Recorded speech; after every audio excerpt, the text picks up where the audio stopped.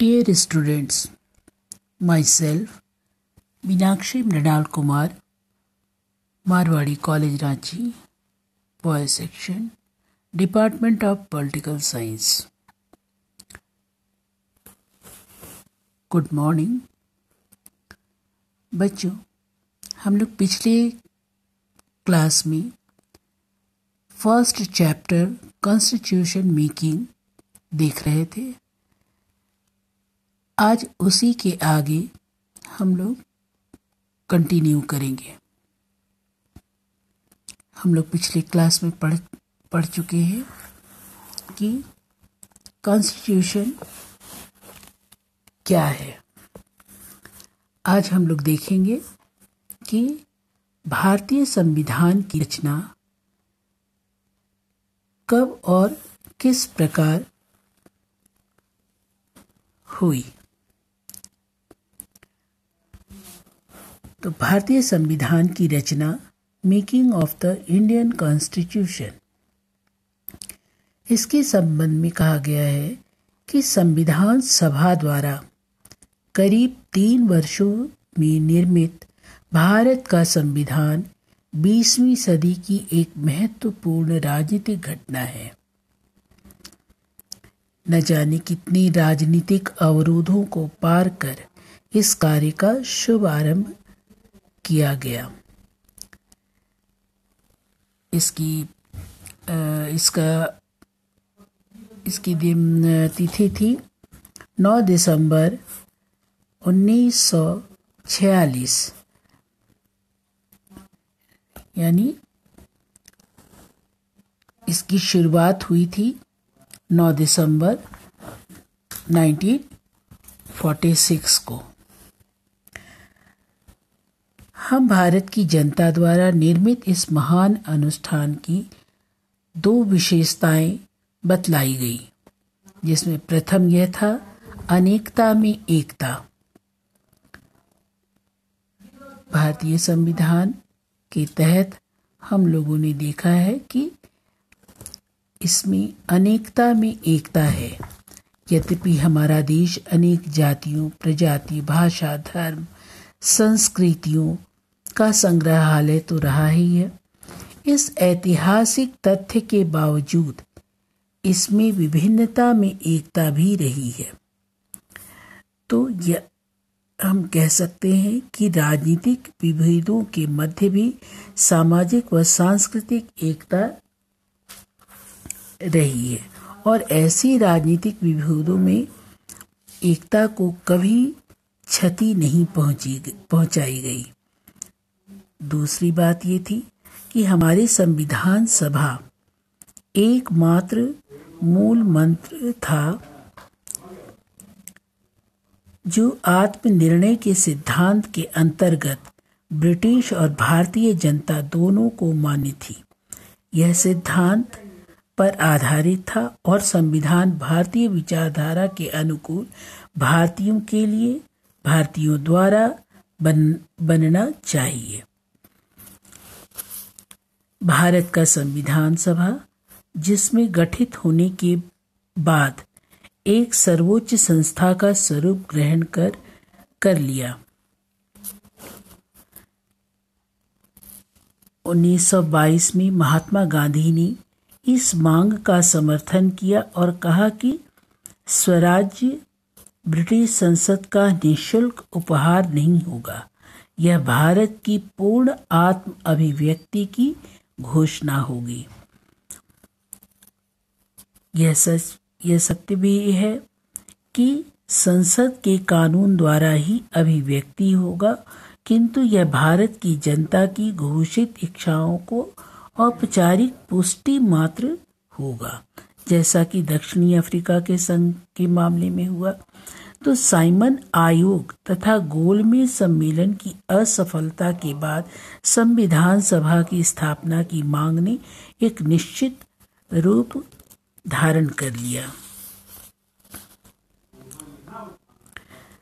16 मई 1946 को cabinet mission योजना के सुझाव द्वारा संविधान सभा के निर्माण का मार्ग प्रशस्त हो चुका था।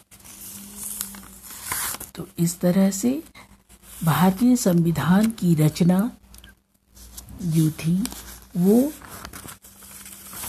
संविधान की निर्माण का शुभ आरंभ 9 दिसंबर 1946 को कर लिया गया था। इस तरह हम ये देखते हैं कि संविधान सभा जिसने अपने उद्देश्य प्रस्ताव के अनुसार अपनी सारी सत्ता जनता से प्राप्त की, उसका गठन भारतीय द्वारा निर्मित संविधान को बनाने के लिए किया गया। हम इस बात पर गर्व कर सकते हैं कि यह संविधान हमने स्वयं निर्मित किया तथा लिपिबद्ध किया और यह हमारी परिस्थिति और आवश्यकताओं के लिए उपयुक्त भी थी। जुलाई 1946 में प्रांतीय व्यवस्थापिका सभाओं के माध्यम से संविधान सभा का निर्वाचन संपन्न हुआ था। संविधान निर्माताओं के सम्मुख सबसे जटिल समस्या यह थी कि बहुत सारी विकट परिस्थितियों में काम को कैसे संपन्न किया जाए। अतः इसमें अनेक समितियां बनाई गई। इस समितियों के प्रारूप में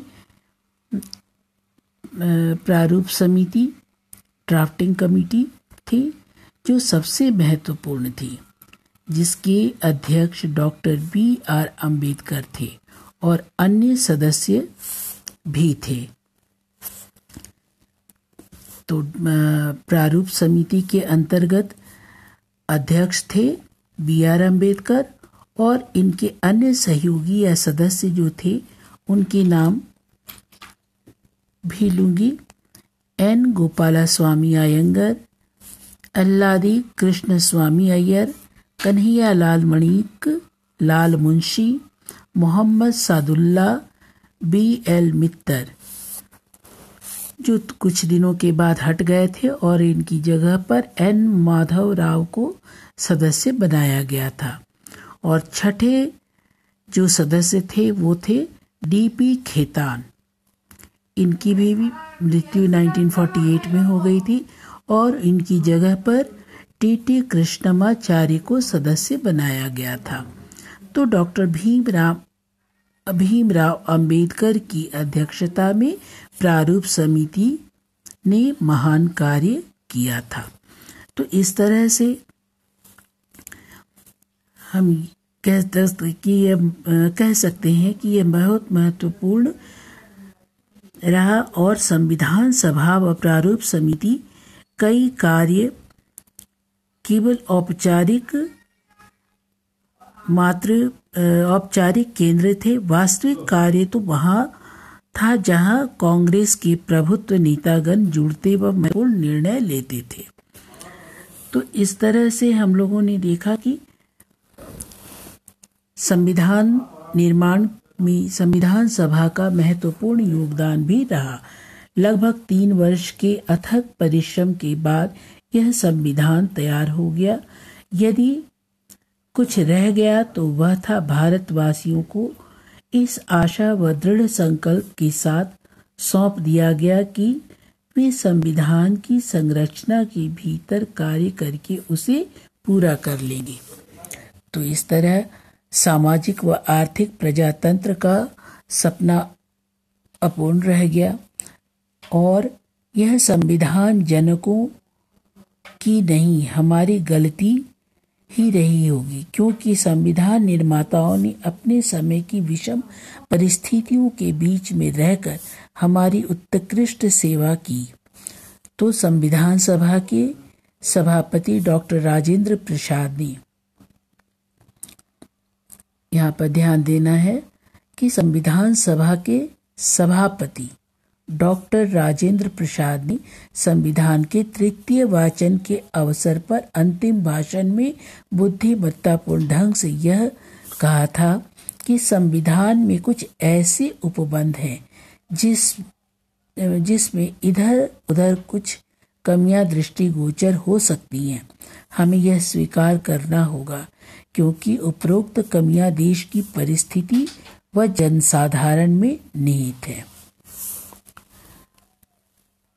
तो बच्चों, हम लोगों ने इस तरह से देखा कि संविधान की रचना के लिए किस तरह से परिस्थितियों से जूझते हुए संविधान सभा के अंतर्गत प्रारूप समिति बनी, और इसमें संविधान सभा के डॉक्टर राजेंद्र प्रसाद जो इसके सभापति थे, तृतीय वाचन में इस बात को पूर्ण कर दिया था कि हमारे संविधान के अंतर्गत अगर कुछ कमियां हैं तो वह समय की देन उस समय थी। तो ओके, थैंक यू।